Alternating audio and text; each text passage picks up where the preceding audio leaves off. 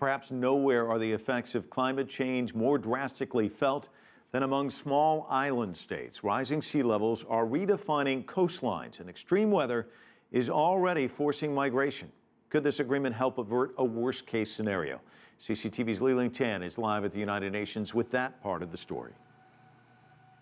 Hey, Mike, yes, could this agreement avert a worst-case scenario? That's what these small island nations are hoping for, that this could avoid further disasters stemming from climate change. Remember that these small island nations, for them, their existence is already being threatened by rising sea levels. So a lot is at stake. And the fact that so many of these countries sign on to the agreement this session, and 13 of these island nations joined the agreement as well this session, it indicates two important things. One, their confidence in this agreement, and two, the urgent need for a solution.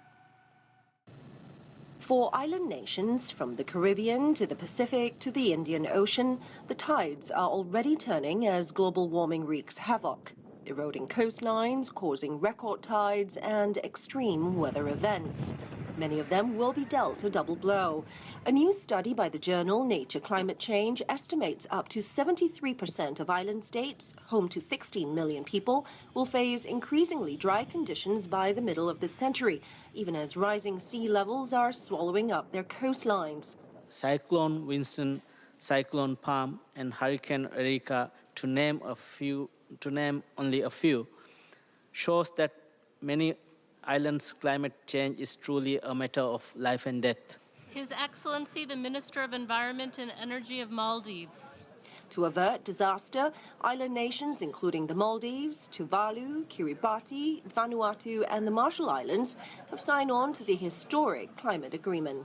There's definitely no plan B for these countries. And if your frontline states are rallying behind this Paris Agreement and what was delivered in Paris, I think that we have something here that we need to work with, something that we need to build on to ensure that these countries and their people have a viable future.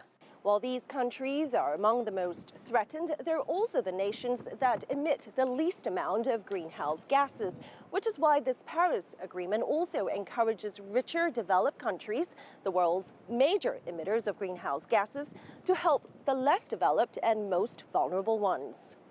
As part of the deal, richer developed nations will send $100 billion a year to help developing states build climate resilience and put their countries and economies on a low-carbon path.